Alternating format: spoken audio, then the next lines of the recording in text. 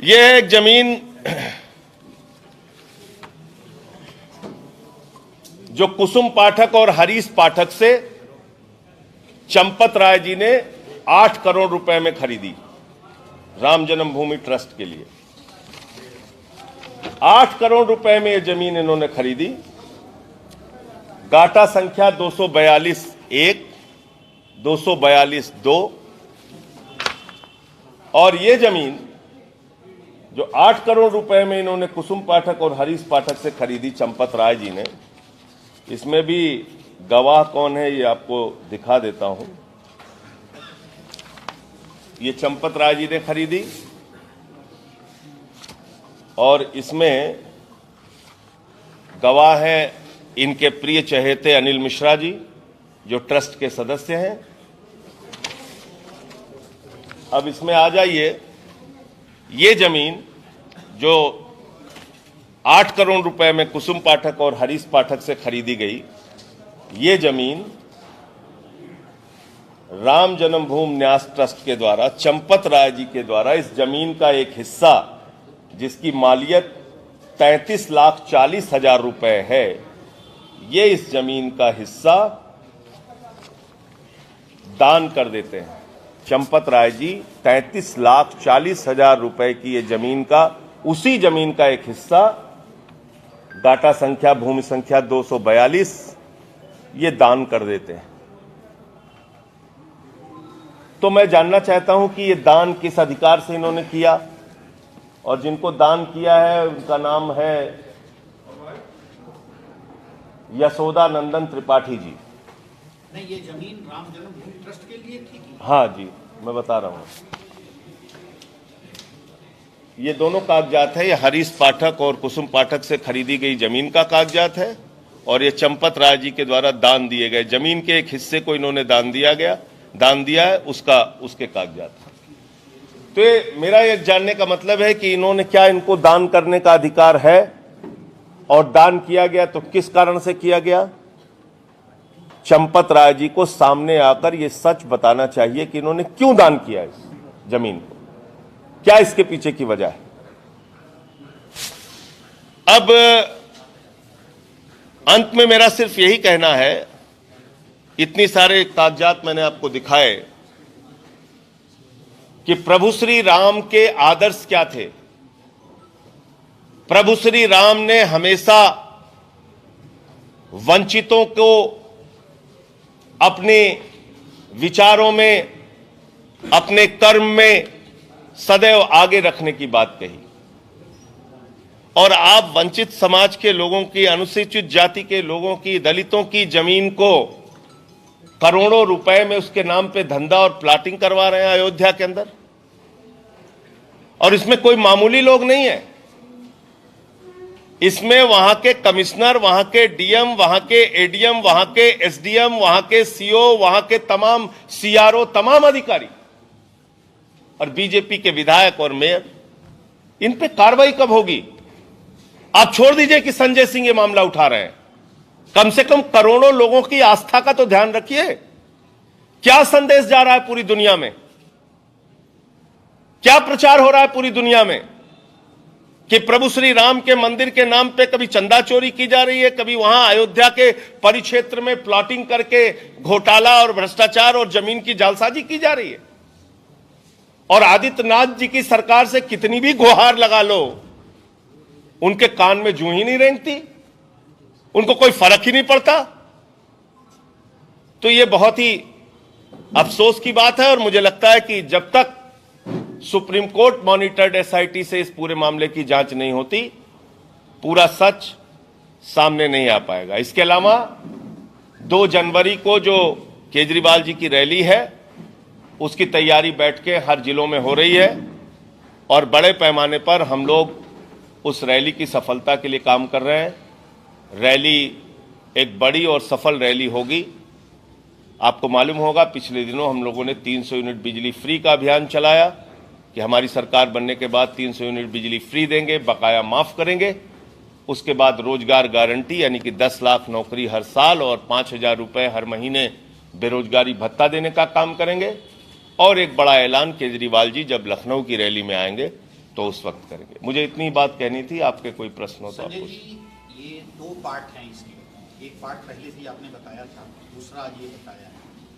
Trust एक जो बना है राम जन्मभूमि का, उस ट्रस्ट में जो पैसे जनता के आ रहे हैं, लोग डोनेशन दे रहे हैं, उस ट्रस्ट वो पैसा महंगी जमीनों को खरीद कर क्या किसी को फायदा पहुंचाया जा रहा है, नंबर एक। और दूसरा, खासतौर पर ये जो जमीनें हैं दलितों की, वीकर सेक्शन की, इन तमाम लोगों की एक कॉन्स्पिरेट के तहत इन जमीनों को लेकर और जिनको फायदा पहुंचाना है, खासतौर पर ब्यूरोक्रेट्स हैं, पॉलिटिशियंस हैं और बहुत सारे लोग हैं, बीजेपी के लोग हैं।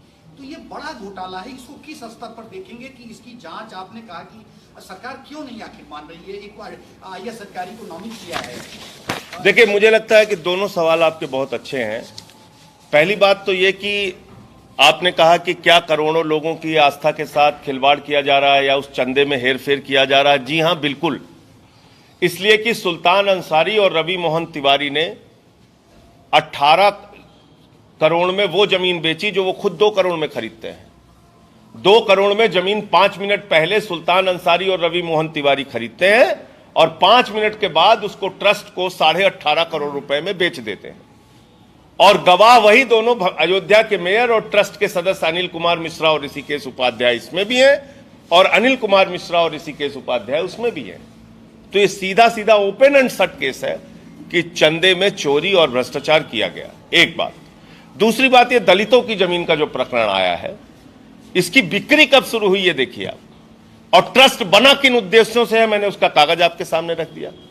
उस ट्रस्ट का नाम ही है महर्षि रामायण विद्यापीठ ट्रस्ट, यानी कि रामचरितमानस रामायण के प्रचार प्रसार के लिए शैक्षिक संस्थान खोलना, धर्मार्थ शैक्षिक संस्थान खोलना, ये इनके उद्देश्यों में शामिल था।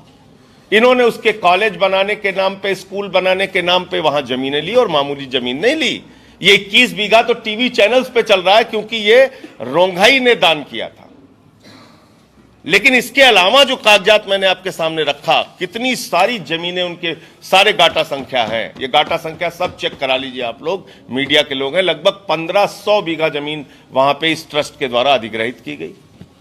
और जब मंदिर का फैसला आ जाता है, उसके बाद इसको प्लाटिंग कर करके बेचा जा रहा है।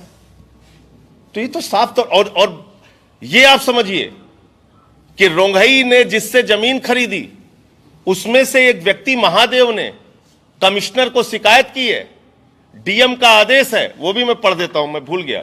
जब निकालिए कागज, इसमें डीएम का एक आदेश है, बड़ा मजेदार है ये, आप देखिए। इसमें डीएम साहब ने एक आदेश भी दिया है,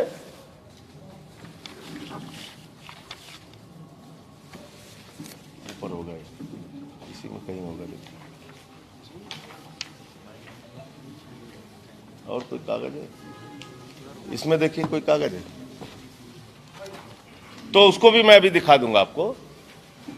तो डीएम के, कमिश्नर के पास महादेव शिकायत करता है कि साहब हमारी जमीन को प्लाटिंग करके बेचा जा रहा है, हमसे तो सस्ते में जमीन लिया गया, और शिक्षण संस्थान या जिस भी नाम पे लिया हो, रोंघई ने जमीन सस्ते में खरीदा और उसको दान दिया है।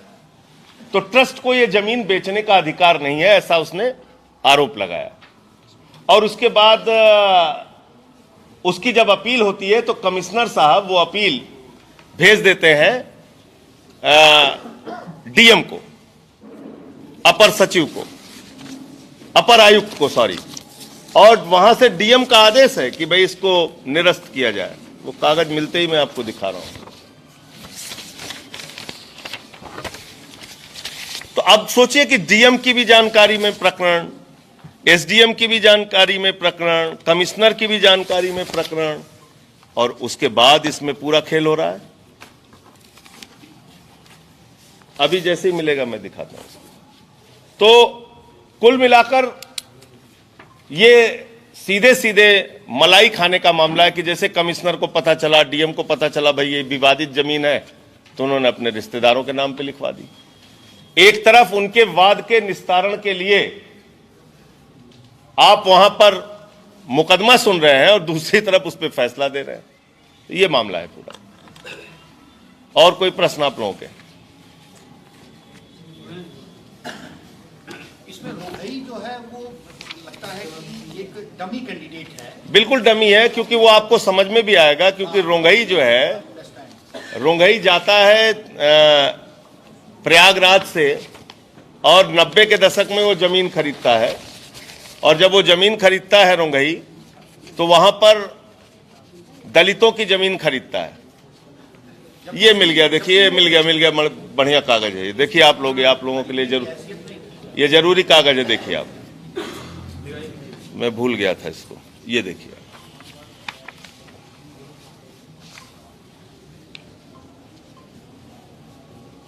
ये इसके प्रेषक जो हैं वो MP अग्रवाल जी हैं, कमिश्नर,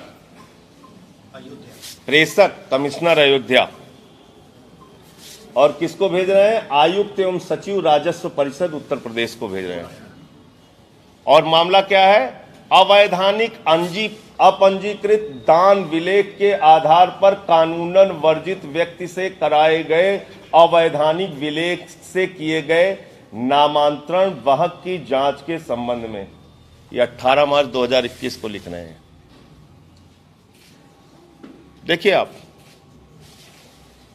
इसमें एक आदेश DM साहब का है, और अंत में लिख रहे हैं कि अतः अपर आयुक्त न्यायिक अयोध्या मंडल एवं अपर जिला अधिकारी वित्त एवं राजस्व अयोध्या संयुक्त समिति की जांच आख्या 2020 फरवरी 2020 तथा जिलाधिकारी अयोध्या के पत्र दिनांक 1 अक्टूबर 2020 से सहमत होते हुए आख्या के प्रति संलग्न कर अग्रिम कार्रवाई हेतु प्रेषित है। अब इसमें एक DM अयोध्या, ये है भाई अनुज झा जी, ये है जिलाधिकारी अयोध्या।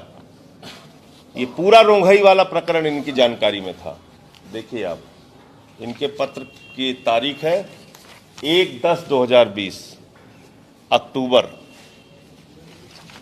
लेकिन जिस तरह से परीक्षणोपरांत पाया गया कि प्रश्नगत प्रकरण में तत्कालीन सर्वे नायब तहसीलदार सदर द्वारा अनुसूचित जाति के व्यक्ति की संपत्ति को महर्षि रामायण विद्यापीठ ट्रस्ट के जरिए प्रबंधक श्री प्रेमचंद श्रीवास्तव पुत्र श्री नंद किशोर श्रीवास्तव निवासी महर्षि नगर गाजियाबाद द्वारा लिखाए गए अपंजीकृत दान पत्र के आधार पर आदेशवाद संख्या इतना इतना बिना सक्षम अधिकारी की अनुमति के पारित किया गया है, जो वैध नहीं है। ये जिलाधिकारी महोदय कह रहे हैं। अब इसमें आप क्या जांच करा रहे हैं भाई? ये कागज तो आपके पास पड़ा है, मंगाकर आदित्यनाथ जी को खुद देख लेना चाहिए भाई। रोज आप इतना दौरा कर रहे हैं, आधे घंटे इस काम के लिए भी निकाल लीजिए। आदित्यनाथ जी बहुत व्यस्त हैं, आप, मुझे मालूम है चुनाव का वक्त है, तो आधे घंटे इसके लिए निकाल लीजिए, सारे कागज मंगा लीजिए। अगर ये कागज सही है जो मैं दिखा रहा हूं, तो इसके आधार पर आप विलंब क्यों कर रहे हैं? इन अधिकारियों की बर्खास्तगी कब होगी? इन पे कार्रवाई कब होगी? बाप पूत गौनहर माई धिया बराती, जो हम लोगों के यहां कहावत है, सब मिल मिल के खा रहे हैं, आपस में बंदरबांट कर रहे हैं।